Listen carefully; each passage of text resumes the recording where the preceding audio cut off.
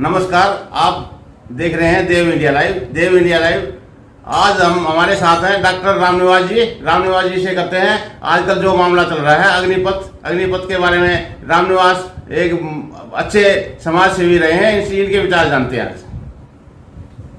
नमस्कार रामनिवास जी। नमस्कार जी। डॉक्टर साहब, आप एक बहुत अच्छे समाज सेवी रहे हैं, समाज में रहते हैं, एक संस्था से आप जुड़े हुए हैं। तो ये जो आजकल 15 दिन से एक मामला चल रहा है अग्निपथ जी, इसके बारे में आपने जाना होगा कुछ, तो हम इसी बारे में आपका विचार लेना चाहते हैं। हाँ, आप क्या कहना चाहेंगे? टीवी के माध्यम से, सोशल मीडिया से, अखबारों के माध्यम से ये बहुत ही पूरे देश के अंदर हाईलाइट ये मैटर है। और मैं दिल्ली ग्राम सुधार महासभा 360 दिल्ली प्रदेश महासचिव गांव बवाना डॉक्टर रामनिवास सहरावत बोल रहा हूँ। सामाजिक कार्यकर्ता के नाते से 36 बिरादरी में समाज के अंदर हम कार्य करते हैं। तो इसके तत्वाधान में ये भी जो, क्योंकि ग्रामीण क्षेत्र के अंदर जो युवाओं को नौकरी के लिए कोरोना काल जो पिछला 2 साल से चल रहा था, तो इसमें कोई भर्ती नहीं हो पाई थी किसी भी विभाग में। तो इसी तरीके से आर्मी की भी भर्ती नहीं हो पा रही थी, दूसरे डिपार्टमेंट में भी भर्तियां नहीं हो पा रही थी। तो कुछ विद्यार्थी आर्मी की भर्ती के लिए अपनी 2 साल से तैयारी भी कर रहे थे, फिजिकल के फिटनेस के लिए, शारीरिक रिटन टेस्ट के लिए। अब ये सरकार ने योजना अचानक अग्निवीर के नाते से पब्लिश की है। उसमें 17.5 से 21 वर्ष की आयु के युवाओं को मान्यता उसमें दी है। तो अब युवाओं ने फिर उसमें विरोध किया है कि पिछले 2 साल से हम तैयारी कर रहे थे, हमारे फिजिकल की तैयारी कर रहे थे, हमें कोचिंग सेंटरों में भी तैयारी की, पैसा लगा के हमने इस टेस्ट के लिए टेस्ट क्वालिफाई भी कुछ कर रखे हैं, किसी के मेडिकल भी हो चुके हैं। अलग अलग कैटेगरी में अलग अलग युवाओं का कहना था, जैसे टीवी के माध्यम से भी आ रही थी अखबार में, और उन्होंने इसका तुरंत विरोध भी कर दिया है। तो विरोध तो करने का या अपना पक्ष रखने का, अपनी बात करना प्रजातंत्र में हर किसी को है, चाहे वो विद्यार्थी है या कोई भी वर्ग है। तो हमें ये राइट दिया है। अभी हम सरकार कोई योजना आती है तो अच्छी है या कैसी है या हमें सूट नहीं करती है, तो हम अपना पक्ष रखने के लिए प्रजातंत्र में अपनी बात रख सकते हैं, चाहे वो टीवी के माध्यम से या गैदरिंग के माध्यम से। लेकिन तोड़फोड़ करना, आगजनी करना, रेलवे ट्रैक को रोकना, रेल को आग के हवाले कर देना, ये सब अच्छी बातें नहीं है। वो उसमें हमारा ही प्रॉपर्टी है, देश की प्रॉपर्टी, नेशनल प्रॉपर्टी है, उसमें नुकसान होता है और मुकदमे भी डल जाते हैं। तो मैं युवाओं से आग्रह करूंगा कि इस किस्म के हथकंडे ना अपनाएं। अपने सोच से, अपनी समझ से अपनी बात आप रख सकते हो, लेकिन ये आगजनी करना, रोड जाम करना, ट्रेनों को या इस तरीके से ट्रैफिक को रोकना, वो अच्छी बात नहीं है। आप मुकदमों में भी उसमें उलझ जाओगे तो आपका जो आंदोलन है वो भी भटक जाएगा। तो इसमें सोचने की बात है, समझने की बात है, अब जो सरकार लेके आई है। लेकिन मेरा व्यक्तिगत ये है कि मान लिया किसी ने टेस्ट क्वालिफाई कर रखा है और उनका मेडिकल भी हो रखा है, तो मेरा अपना व्यक्तिगत था कि उनको तो ले लेते, पहले उनको ले लेते। अगर 2 साल पहले से भर्तियां जो निकली हुई थी, मतलब जिनके टेस्ट पहले हो चुका है, जो फिजिकल पहले पास कर चुके हैं, उनको ले लेना चाहिए। हाँ, जितना मुझे पूरी जानकारी उसमें नहीं है कि मुझे भी ऐसा लग रहा है ज्यादा जो विरोध हो रहा है इसी कारण हो रहा है। वो अगर पूरी उसमें पहले से निकला हुआ था, 2 साल पहले से मान लिया भर्ती निकली हुई थी सरकारी तौर पर, चाहे वो नेवी की थी या एयरफोर्स की थी या आर्मी की थी, तीनों फोर्सों में जिस विभाग में मान लिया निकली हुई थी और उसमें टेस्ट दे रखे थे और फिजिकल भी दे रखा था या मेडिकल भी हो चुका है, केवल अपॉइंटमेंट लेटर आना है, तो उस दिशा में तो उनको कर लेना चाहिए था, क्योंकि वो प्रक्रिया संपन्न हो चुकी है, तो उसमें तो उनको ज्वाइन करा लेते। तो ये मेरा व्यक्तिगत उसमें कहना है। लेकिन अब नई योजना आई है और अब नए सिरे से जैसे कहा है कि उसमें 25% तो भर्तियां परमानेंट होंगी, जैसे पूरी पक्की नौकरी, जैसे 15 साल की, 14 साल की जो तय है। और कुछ 4 साल के बाद में 11,71,000 रुपए 4 साल की नौकरी के उपरांत में उस युवा को मिल जाएगा। तो उसमें से 17.5 साल से 21 साल गवर्नमेंट ने ये तय की है। लेकिन अभी आंदोलन हुआ तो इसमें उस तहत में 2 साल की छूट दे दी है, क्योंकि पहली भर्ती है और कोरोना काल से 2 साल से भर्तियां नहीं हो रखी थी और युवाओं ने आंदोलन भी किया। वो बात उनकी सरकार ने स्वीकार कर ली कि 2 साल उनको छूट दे दी। वो 23 साल तक, अभी पहली भर्ती में 23 साल तक उसमें हम भर्ती हो सकते हैं। 21 की सीमा की बजाय 23 साल कर दी है कि उनको बेनिफिट मिले। उसमें क्या था कि देश के लिए, नागरिकता के लिए, अगर भारतीय संस्कृति के लिए, मान लिया कि जो परमानेंट भर्ती जितनी होनी है, सरकार कह रही है वो तो हम परमानेंट लेंगे ही लेंगे। उसमें से जो 75% जैसे 100% मान लिया युवा लिए, उसमें से 25% वो परमानेंट हो जाएंगे जो टैलेंटेड है, जो जिनकी अच्छी परफॉर्मेंस है, और 75% को 11,71,000 रुपए जो उसकी तनख्वाह से भी कटकर कुछ गवर्नमेंट देगी, जो पहले साल 30,000 रुपए और चौथे साल 40,000 रुपए, उसमें से ही वो पैसा, उसकी तनख्वाह का पैसा 9,000 रुपए समथिंग जो है उसका युवा का अपनी तनख्वाह से कटेगा। यहाँ पे युवा ये कह रहा है कि ये पेंशन जो हटाई ये भी खराब है। पेंशन वो कह रहे जो परमानेंट भर्ती होगा, जो विरोध है मैं बताता हूँ आपको, विरोध यही है कि पेंशन क्यों हटाई है। हाँ, पेंशन उन्होंने पेंशन हटा दी है। अगर 4 साल तक कोई युद्ध हो जाता है या कोई कैजुअलिटी हो जाती है तो ट्रेनिंग के दौरान, या ट्रेनिंग तो 6 महीने की रहेगी, तो बाकी तो उसकी सर्विस ही है, सर्विस के अंदर ही ट्रेनिंग भी है, 6 महीने की ट्रेनिंग है और फिर उसकी ड्यूटियां भी लगेंगी, उसमें सीखने का ही मौका मिलेगा। तो वो कह रहे हैं कि जैसे परमानेंट सैनिक है उसी तरीके से उसका जो कैजुअलिटी हो जाती है या युद्ध हो जाता है इसी दौरान में, तो जो परमानेंट सैनिक को जैसे शहीद का दर्जा मिलता है, उसको बाकी बेनिफिट मिलते हैं, वो बेनिफिट मिलेंगे। ये ऐसा सरकार ने बोला है जब ये आवाज उठी, आंदोलन हुआ। लेकिन उसको पेंशन नहीं मिलेगी। पेंशन तो जो परमानेंट एम्प्लॉय है, जो 14-15 साल पूरी सर्विस करेगा, उसको पूरी पेंशन वो में चले जाएंगे। और जो 75% जो रह गए हैं तो पैरा मिलिट्री फोर्स में है, जैसे CRPF है, BSF है, CISF है, उनमें उसके अंदर में उनको वो नौकरियां मिलने के लिए प्रायोरिटी के तौर पर मिलेगी।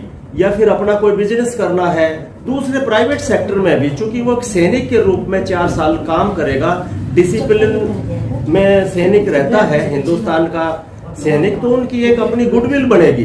तो प्राइवेट सेक्टर में भी कुछ कंपनियों ने भी बोला है कि भी हम उनको प्रायोरिटी के तौर पर, चूंकि वो सीखेगा, और जो 10वीं पास जो युवा इसमें भर्ती होगा तो उसको 12वीं कक्षा का सर्टिफिकेट भी मिलेगा। तो इसी नाते से जो वो कुछ ट्रेनिंग करेगा तो इस नाते से उसको टेक्निकल जो है स्किल आएगा, टेक्निकल नॉलेज भी होगा, तो वो अपन जिस प्राइवेट सेक्टर में भी फिर उसको छूट मिलेगी नौकरी के लिए, या फिर वो अपना कुछ प्राइवेट भी अपना भी कारोबार शुरू कर सकता है। सामान्यतः है मैं इसको इस रूप में देख रहा हूं, जैसे एनसीसी में हम भी थे, एनसीसी में स्कूल टाइम में, तो एनसीसी के बच्चे को जब हम एनसीसी की ड्रेस पहनते हैं तो एक सैनिक के रूप में भाव आता है, एक अच्छे नागरिक के नाते से हमारा अगर रोड पे ड्रेस में जाएंगे तो एक सम्मान भी होता है। ये स्टूडेंट देखो एनसीसी का स्टूडेंट है, ये डिसिप्लिन में रहेगा, आपात स्थिति आती है तो ये सामान्य विद्यार्थी से अलग है, इसने ट्रेनिंग कर रखी है। कोई आगजनी हो जाती है तो इसको ट्रेंड किया हुआ कैसे आपको भगाना, ये डरेगा नहीं। इसी तरह से कोई और वारदात हो जाती है या घर में ही कोई चोर घुस जाते हैं या उचक्के घुस जाते हैं, तो जो एनसीसी का विद्यार्थी है वो ट्रेन होता है, किसी भी दुर्घटना या ऐसी अनहोनी होने पर उसमें अपने आप आत्मविश्वास से वो लालाब होता है, आत्मविश्वास उसमें बढ़ता है। इसी प्रकार से जो देश के नागरिक को हम पूरे देश का भी देख रहे हैं, युवाओं को वो पथभ्रष्ट की दिशा में बहुत सारे युवा जा रहे हैं, क्योंकि 10वीं कक्षा के आसपास में जो अच्छी बात है वो आगे बढ़िया पढ़ाई करे, इंजीनियर बने, डॉक्टर बने, वो अच्छी बात है, उसमें सरकार ने मना नहीं किया कि वो अपनी पढ़ाई जारी रखना, जिसने इंजीनियर बनना है, डॉक्टर बनना, तो पढ़ाई अपनी जारी रखेगा, या जिसने फिर अभी करके तो उसके एक हाथ में तो जो 10वीं का विद्यार्थी है जो इधर उधर भटक जाता है, क्राइम में चला जाता है, तो उसको मौका ही नहीं मिलेगा। अच्छा, मेरी नॉलेज में एक बात आ रही है यहाँ पे कि ये जो अपना एजुकेशन का पीरियड होता है, इस पीरियड के अंदर मतलब आदमी 4 साल सर्विस कर सकता है, आगे सर्विस एजुकेशन लाइफ भी इसकी चलती रही। हाँ देखिए, इस तरह सोच रहा हूँ। किसी विद्यार्थी का टारगेट है, किसी विद्यार्थी का टारगेट है, मैं 10वीं के बाद में +2 करूंगा, +2 के बाद में इंजीनियर बनूंगा, डॉक्टर बनूंगा, तो उसको अपनी पढ़ाई, उसको माइंड सेट है उस विद्यार्थी का, पढ़ाई के लिए अच्छी बात है, उसका माइंड सेट है। तो लेकिन फिर भी हमारा ये कहना है कि जो इंजीनियर मान लिया बनेगा तो 12वीं कक्षा का पास करेगा, डॉक्टर जो बनेगा 12वीं कक्षा पास करेगा, तो वो टेस्ट देगा, टेस्ट दे के बहुत टफ कंपटीशन है उसमें, मान लिया मेडिकल में उनका MBBS में एडमिशन हो गया, तो उसमें भी मेरा ये सुझाव है कि जैसे डॉक्टर को बनने के बाद में दूर दराज के क्षेत्र में उनको भेजते हैं, पहले 2 साल अभी दूर दराज में अपनी सेवाएं देनी पड़ेंगी, क्योंकि बहुत बड़ा देश है और वहां पर जाने के लिए कोई तैयार नहीं होता है, ट्राइबल्स एरिया है ना, वन क्षेत्र है, तो इस नाते से वो आर्मी में भी डॉक्टर होते हैं तो उनकी ट्रेनिंग होती है। लेकिन अगर इसमें मान लिया कोई डॉक्टर है, इंजीनियर है, उसकी भी 2 साल की या 1 साल की सेवाएं भारत सरकार उससे ट्रेनिंग भी दे और अपनी सेल्फ डिफेंस के लिए भी, अपनी आत्मरक्षा के लिए भी, तो जैसे डॉक्टर को भी हथियार चलाना भी सिखाते हैं, हालांकि उसका तो मरीज की सेवा करना होता है, लेकिन आर्मी का डॉक्टर तो साधारण डॉक्टर, सिविल डॉक्टर से तो अलग है, उनकी ट्रेनिंग होती है। इसी प्रकार से एक अच्छा नागरिक, भारत का एक अच्छा नागरिक, एक अच्छा सिटीजनशिप देने के लिए कुछ देशों में परमानेंट हमारी आर्मी की ट्रेनिंग कंपलसरी कर रखी है, चाहे वो बिजनेस में जाना चाहेगा, चाहे वो डॉक्टर बनना चाहेगा या इंजीनियर बनना चाहेगा, एडवोकेट बनना चाहेगा, लेकिन कुछ देशों में कंपलसरी कर रखी है। तो इस नाते से अगर कुछ कंपलसरी भी सेवाएं मतलब बन जाती हैं तो एक बेस्ट सिटीजन ऑफ इंडिया बनेगा, आत्मविश्वास बनेगा। और कुछ ऐसा गृह युद्ध भी मान लिया कुछ हो जाता है तो उस समय वो देश की, अपने अड़ोस पड़ोस की, अपने राज्य के लिए वो एक सैनिक घर में ही है, पहले से ही ट्रेंड है। वो ऐसी आपात स्थिति हो जाती है जो परमानेंट सैनिक, जो देश मान लिया चाइना से युद्ध हो जाए, उधर पाकिस्तान भी षड्यंत्र करके एक साथ में अटैक कर देते हैं, तो एकदम से वो ट्रैफिक का संचालन कर सकता है, वो दूसरे जो और रेलवे के उसमें सिक्योरिटी के उसमें आ सकते हैं, अंदर गृह युद्ध ना हो उसकी स्थिति से मार सकते हैं। एक ट्रेंड सैनिक जहां पर भी होगा इमरजेंसी में वो काम आ सकता है। तो 4 साल की जो परमानेंट ये जैसे किया है उसमें तो कुछ तो परमानेंट चले ही गए 15 साल के लिए, जो बाकी बच गए हैं तो बाकी कंपनियां भी लेने के लिए तैयार है, CISF है, BSF है, उसमें भी है, या अपने रोजगार के लिए भी है। दूसरा उसकी पढ़ाई भी जारी है, उसकी पढ़ाई खत्म नहीं हुई है। तो लेकिन यहाँ मैं ये कहना चाहूंगा, ये जो परमानेंट भर्तियां थी ये तो बंद नहीं हुई, ये तो चलती रहेंगी ऐसे। हाँ, ये भी एक मिसगाइड है। वो सरकार ने जैसा कहा है, सरकार ने ये कहा कि जी परमानेंट भर्ती जो 15-14 साल के लिए है, एयरफोर्स है, आर्मी है, नेवी है, वो तो जारी रहेगी। उसमें से मान लिया 100% 100 की भर्ती है तो 25% मान लिया डिमांड है, तो 25 तो जारी है ना, जैसे पहले से शेड्यूल है वो तो परमानेंट जारी है। बाकी जैसे बच गए तो ट्रेंड हो गए, ट्रेंड होके 11,71,000 रुपए हाथ में आ गए। 10वीं में गया वो डिसिप्लिन सीख लिया, स्किल हो गया, हथियार चलाना सीख लिया, वायरलेस ऑपरेटर मान लिया गया तो वायरलेस ऑपरेटर का उसने सीख लिया, टेक्निकल सीख लिया, टैंक पर कैसे चलेगा उसका सीख लिया, गाड़ी कैसे चलेगी उसका सीख लिया, जो भी वहां पर ट्रेनिंग हुई है तो वो स्किल हो गया। केवल एक 10वीं तो था, तो 12वीं का भी उसको मिलेगा, 12वीं पास का भी मिलेगा। तो इस तरीके से मान लिया उसकी पढ़ाई भी जारी है और अपने माता पिता पर वो डिपेंड नहीं रहा। जो बच्चे 10वीं के बाद में रोजगार की तलाश में है तो उनके लिए सबसे अच्छा ऑप्शन है ये। और मान लीजिए जिसका टारगेट है डॉक्टर बनने का, इंजीनियर बनने का, बिजनेसमैन बनने का, एडवोकेट बनने का, उनको भी मेरा ये कहना है कि उनको भी कंपलसरी कुछ 6 महीने का पैकेज कोर्स ऐसा आर्मी का होना चाहिए, ताकि एक अच्छे नागरिक के नाते से उसको देश भाव, राष्ट्रीयता की भावना उसमें पैदा हो और आपात स्थिति में युद्ध लड़ने की स्थिति हो। अब यूक्रेन का युद्ध रसिया का चल रहा ना, एक साधारण से साधारण यार केवल 1 हफ्ते का पैकेज कोर्स बता के उसको बंदूक हाथ में संभाल रहे हैं, और नागरिकों ने स्वेच्छा से जाहिर किया है कि हम देश के लिए, देश की रक्षा के लिए लड़ाई लड़ेंगे, और मैदान में आ गए हैं साधारण से साधारण नागरिक। लेकिन एक अगर पहले से अभी हमें मौका है, हम विद्यार्थी है, 10वीं कक्षा के विद्यार्थी हैं, तो उसके हाथ में पैसा भी आएगा, ट्रेनिंग भी लेगा, सब वहां पे सीखने को मिलेगा, एक अच्छा नागरिक देश का बनेगा, देशभक्ति की भावना होगी। और सरकार ने ये कहा, मान लिया कि 4 साल के अंदर युद्ध हो जाता है, तो युद्ध हो जाता है तो जैसे परमानेंट सैनिक है